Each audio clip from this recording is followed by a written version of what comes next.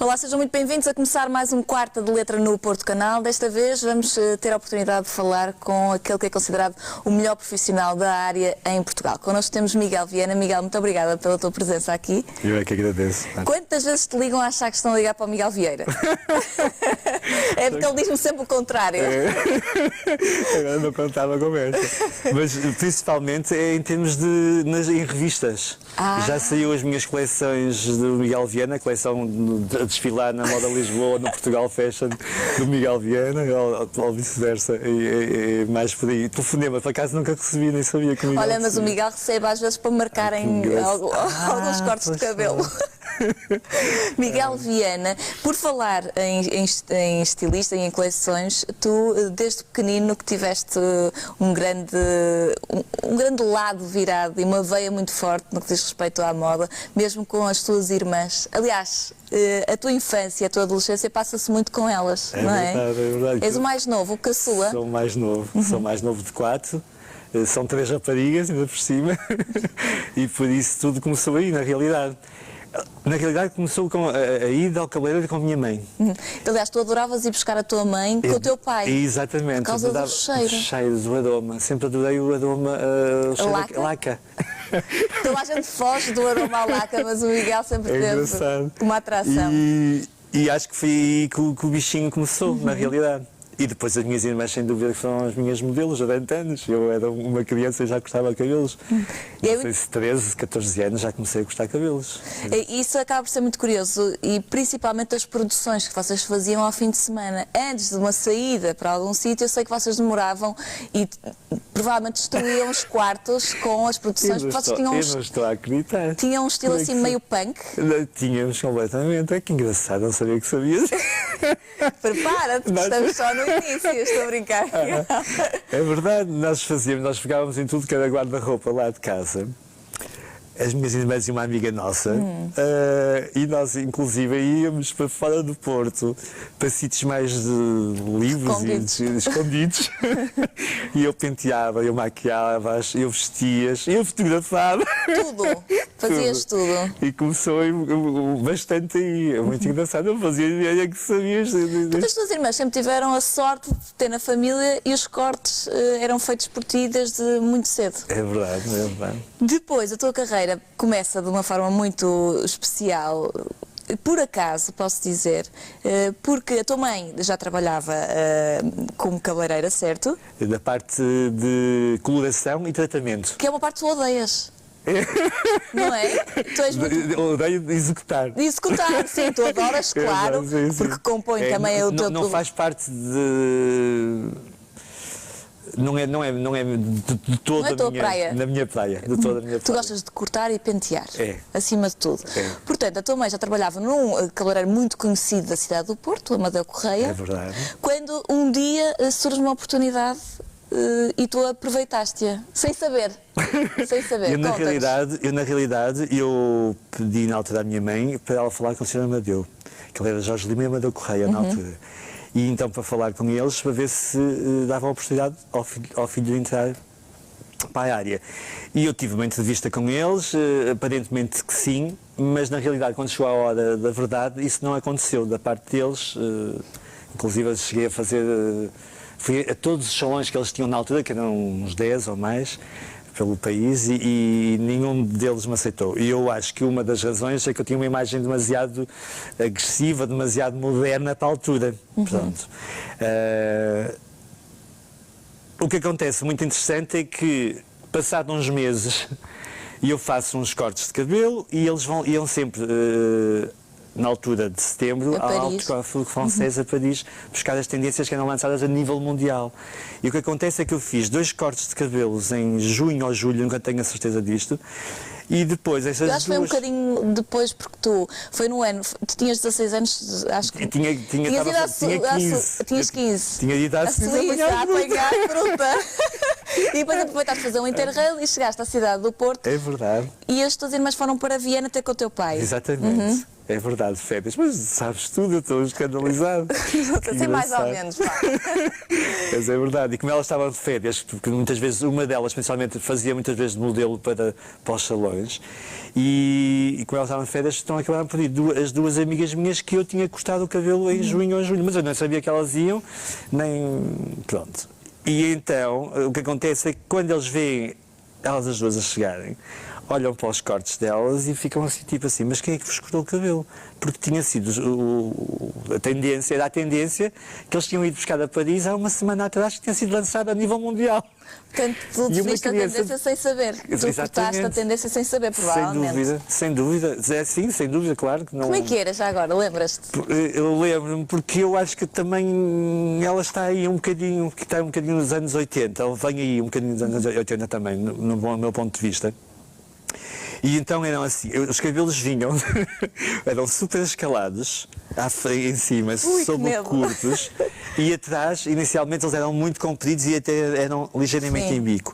E foi quando começaram a aparecer os carrés, mas com ligeira inclinação. Por isso eles continuavam aqui todos despenteados, mas depois a linha era uma linha um bocadinho mais clássica e com uma ligeira inclinação. Foram os cortes que eu tinha feito às duas, inclusive. E depois elas chegaram ao cabeleireiro, ao salão do Sr. Amadeu, e ele fez essa pergunta e quando percebeu que tinhas sido tu, chamou-te. Exatamente, pensou, então, e quando me chamou disse assim, mas eu não sabia que tu já fazias, já cortavas. E eu respondi, mas eu faço tudo, porque na realidade eu fazia tudo em mim, porque eu mesmo pintar, eu sempre pintei. Hoje em dia não pinto, mas o cabelo, mas eu pintava imenso o meu cabelo, eu aprendi muito comigo mesmo. Eu digo sempre que aprendi a fazer cores e coloração e a perceber o que é que dá, o que é que não dá, como é que se consegue mais um loiro dourado ou mais um loiro acobreado, depende do objetivo, com o meu próprio cabelo. Por isso eu pintava o meu cabelo, eu fazia coisas no meu cabelo. E foi, digamos, a minha maior escola. Claro que depois... Miguel, mas é muito curioso porque entraste depois, fizeste um bocadinho de tudo, lavaste muitas cabeças, com certeza. Verdade. Mas a certa altura, quando te deram a oportunidade de ser um verdadeiro cabeleireiro, ou seja, começar a cortar e a fazer aquilo que tu gostavas, acho que foi essa oportunidade que te deram quando abriram um salão em Guimarães, primeiro, até receaste um bocadinho começar a cortar como tu sempre cortaste, porque quem estava à tua volta eram provavelmente profissionais que tinham vindo de uma escola. A escola é essa que tu nunca frequentaste. Portanto, fazias as coisas completamente ao contrário daquilo que eles faziam. Era assim que acontecia? Eu só estou a ser aqui um bocadinho em silêncio porque eu vou-te dar os parabéns, porque tu sabes imensa coisa que eu continuo estupefacto. Mas é muito interessante, é muito giro. Se esqueces de alguma coisa da tua vida, podes-me ligar. Algum momento de Alzheimer. É mesmo. Mas é verdade, exatamente. Mas isso parece muito curioso. Não é preciso ter uma escola para se fazer as coisas direito. E eu, na realidade, digo isso muitas vezes. Eu acho que quando nós temos vontade e nós sabemos aquilo que nós queremos, seja o que for e seja em que área for, nós chegamos lá. É lógico que depois a seguir, se calhar, temos que ir buscar alguma técnica para acrescentar. Mas mesmo assim, eu lembro que se eu entrei porque já fazia cortes de cabelo. Grandes profissionais aceitaram os meus cortes de cabelo e acharam que estava interessante. Quando eu entro para o salão e havia 20 profissionais, 20 excelentes profissionais a trabalharem, eu fiquei assustadíssimo. Eu que achava que cortava, fiquei com medo de cortar, porque existia muita técnica. Dividir o cabelo, muita divisão não é? de cabelo, aqueles passos todos para chegar. E eu não. Mas ainda hoje é não. No meu caso, não quer dizer que às vezes eu não utilizo essa técnica, não utilizo essas regras de alguma forma, mas muito pouco. Porque eu, primeiro, ganhei medo, depois de ganhar medo, ganhei consciência que não temos que ser todos iguais, ganhei consciência em que aprendemos todos uns com os outros e por isso foi como se eu fosse buscar ingredientes a cada elemento que me rodeava, mas eu gostava disto, o outro eu gostava daquilo, outro identificava-me com isto, e fui juntando, digamos, à minha forma natural, não é? E depois conforme vamos ganhando segurança, vamos assumindo isto, porque inicialmente não, geralmente a gente também gosta tem que dar o ar que é profissional, que não sei o quê, embora mesmo que não se concorde muitas vezes com aquilo, mas quando se é mais pequeno, faz parte desse processo, não é? Quando a gente começa a crescer, a gente começa a não ter que justificar. Como é que tu acabas por ser acho que as pessoas, as mulheres confiam muito, mulheres e homens confiam muito em ti quando se sentam na cadeira para cortar o cabelo. O que é que tu tens em conta em primeiro lugar para saber que determinado corte vai ficar bem? Eu digo sempre isto. Eu tenho que ir lá dentro para trabalhar cá fora. E para mim, qualquer ser que se sente na minha cadeira, mais do que de mim, vai depender da forma, da disponibilidade, da abertura da pessoa que está sentada. E essa abertura ela vai me permitir eu chegar mais rapidamente, ao menos rápido, àquilo que é preciso hoje. Porque eu costumo dizer, e continuo a dizer, e sei o que estou a dizer, nós hoje precisamos disto, amanhã nós precisamos daquilo. É como comer, como beber, como hoje apetece-nos um doce, ou estamos a precisar de um doce, amanhã estamos a precisar de um salgado, e é necessidade. E o ser humano tem essa necessidade. E quando nós tratamos de alguém, quando nós estamos a cuidar de alguém, nós temos que estar muito atentos à necessidade de hoje.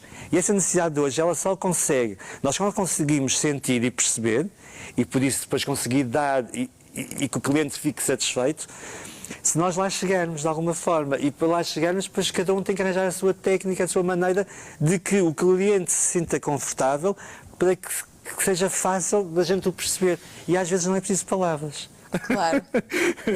E é muito assim que eu trabalho. Por isso e há outra coisa que eu acho muito importante também, que é sempre a primeira vez. Nem que seja a minha cliente há 20 anos.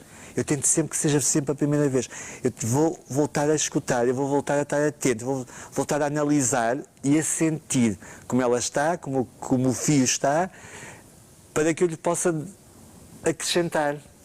Essa tua forma de cortar, de ver, acaba por ser a arte que tu fazes, foi muito bem aceite quando foste para Guimarães, como referi há pouco. Não ficaste lá muito tempo, mas consideraste de alguma forma que as clientes de Guimarães eram muito diferentes das clientes que tiveste aqui na Foz. Porquê? Porque permitiam mais? Permitiam muito mais.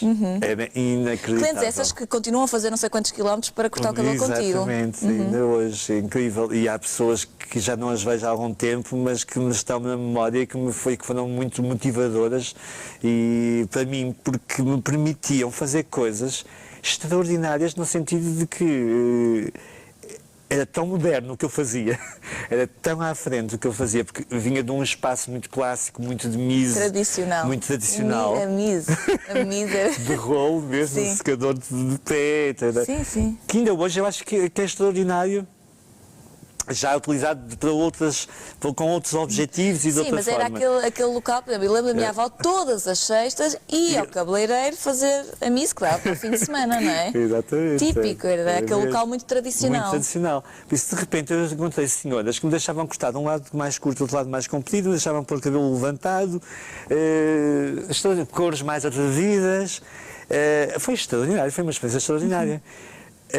O que eu senti também rapidamente é que não queria estar num sítio pequeno. Num sítio pequeno no sentido de cidade. E que eu quero para grandes cidades. E que por isso ali eu rapidamente percebi que me ia cansar. Até porque eu tinha que acordar todos os dias. Não havia autoestradas. Pois é, que tu fazias Guimarães-Porto todos os Exatamente, dias. não havia autoestrada. Eu não tinha sequer idade para tirar a carta e nem para ter carro, por isso eu tinha que apanhar ou uma caminhoneta, o bus, ou o comboio. E depois, isto tinha horários, antigamente. Hoje em dia fala-se dos voos da TAP Sim. e de um lado para o outro e que não vão para ali e não vão para lá. Mas nós cá dentro, não é? Eu sei que terminava o trabalho, porque nesta área não há horário de terminar na realidade. Eu sei que terminava o trabalho, eu não tinha meio de transporte para voltar. E eu vinha à boleia. Literalmente? Mas literalmente. Com 17 anos. Portanto, percebeste rapidamente que aquilo não seria um bom sistema durante muito tempo. Vieste para a cidade do Porto, mas eu sei que o teu grande sonho era mesmo Paris. Mas a primeira experiência em Paris não correu da maneira como tu estavas à espera. De alguma forma referes-te a esta primeira experiência como uma experiência difícil e que de alguma forma ainda não estavas preparado para receber. Porquê? Muito interessante essa pergunta. O não correr como nós estamos à espera é sempre, nós pomos sempre expectativa nas coisas, mas também foi uma das minhas grandes aprendizagens, é deixar de pôr a expectativa naquilo que a gente vai fazer. O importante sempre é a gente perguntar aqui dentro o que é que nos apetece fazer, qual é a nossa vontade, e a partir daí nós devemos seguir esse caminho. E foi sempre o que eu fiz na vida e ainda hoje eu faço assim. O que acontece a seguir não é importante. Isto quer dizer, o que acontece a seguir é o processo para depois chegar a um dia onde se quer. Pode-se desistir, porque às vezes depois ganha-se uns outros objetivos, mas se não se desistir e se continuarmos com o mesmo objetivo, nós vamos lá chegar. Claro. Agora, todo esse processo é que é o interessante da situação. Eu realmente, quando lá estive, eu digo, hoje, ou depois de ter passado o processo, digo, eu estive lá a pôr a minha semente, a plantar a minha semente, que foi realmente exatamente o que eu fiz.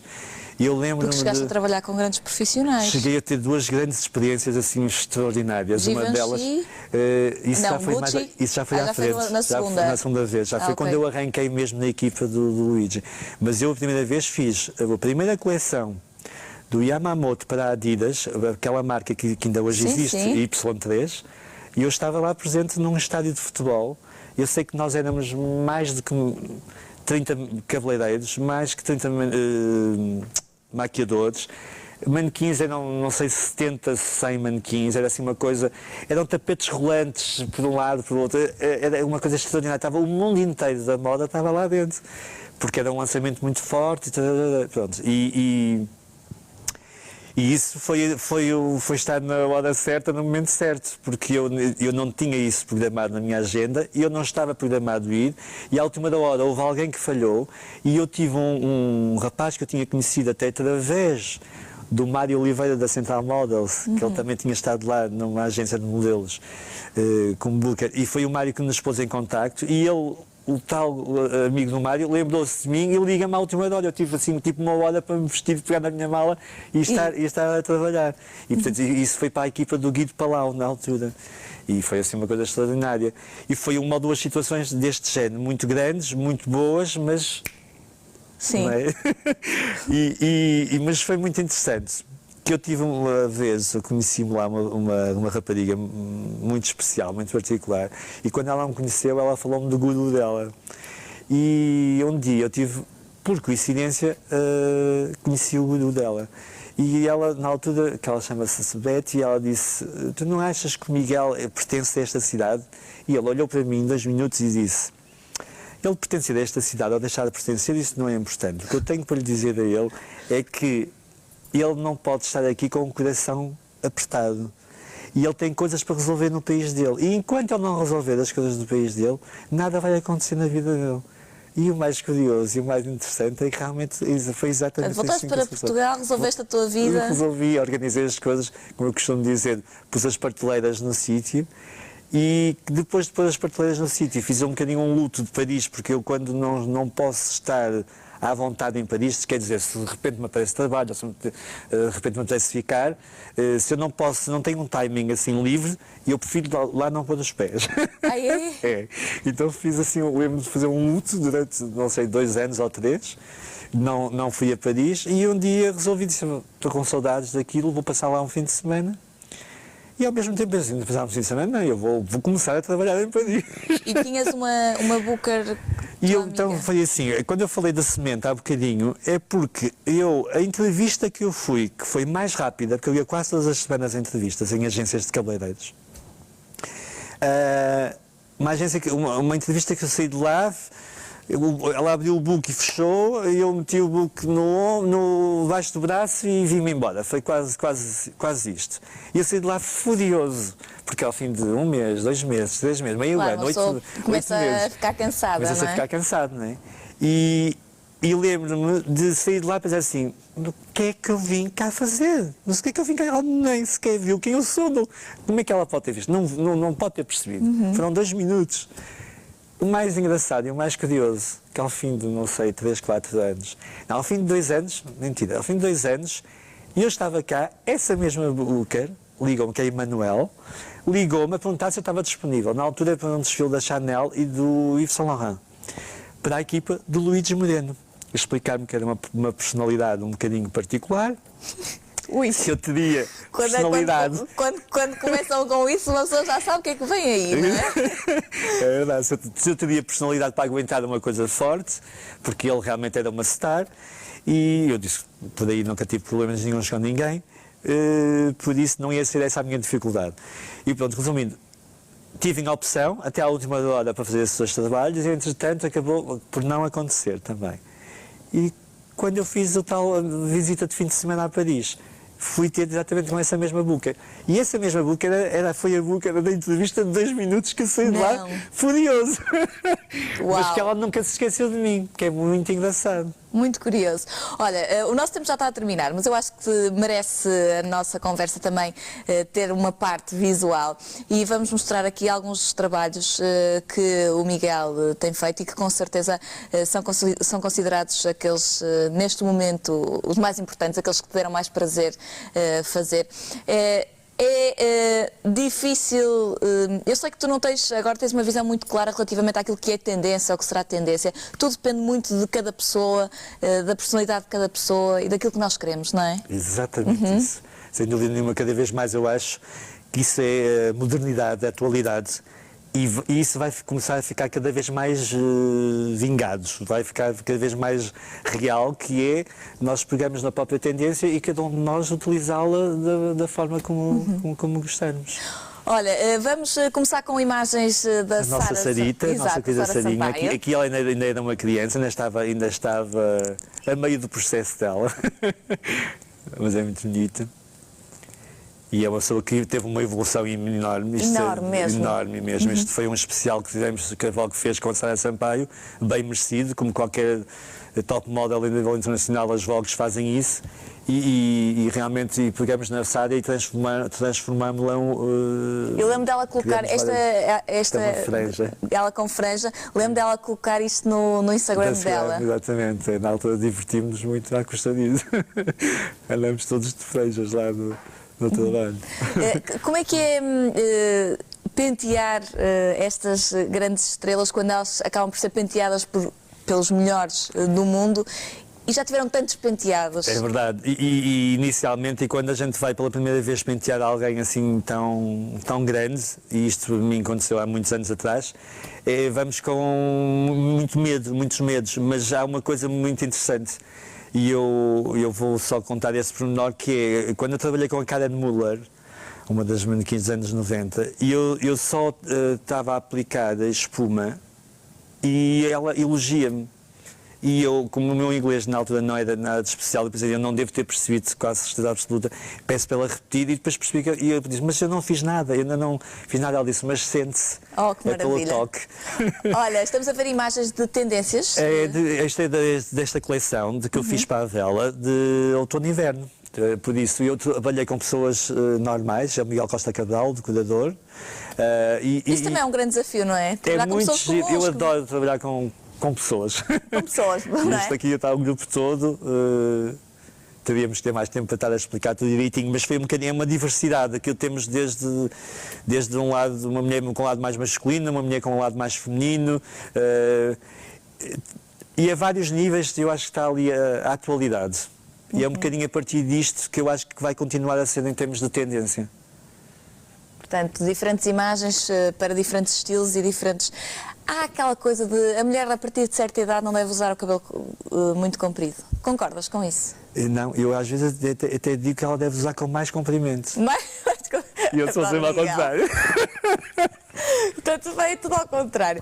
Eu acho piada é que o Miguel está sempre com a tesoura na mão à espera de cortar o cabelo, mas o cabelo dele está cada vez mais comprido. É verdade. Portanto, ele vinga-se no cabelo alheio. No cabelo alheio. Miguel, eu precisava de 3 quartas-feiras, no mínimo, para conseguir aprofundar toda a tua carreira, que é divinal e és um motivo de orgulho para o nosso país. Obrigado. Espero que continues com um ótimo trabalho e nunca saias da cidade do Porto, porque és um dos grandes, és um diamante que nós temos por cá. Muito obrigada, Eu Miguel. é que agradeço e quero dar os parabéns, que eu não imaginava que tinhas feito um trabalho de casa desta dimensão. Muito obrigada, Miguel. Eu é que Foi um agradeço. prazer. Igualmente. E assim termina mais um Quarta de Letra no Porto Canal. Estaremos de volta para a semana. Até lá, fique bem.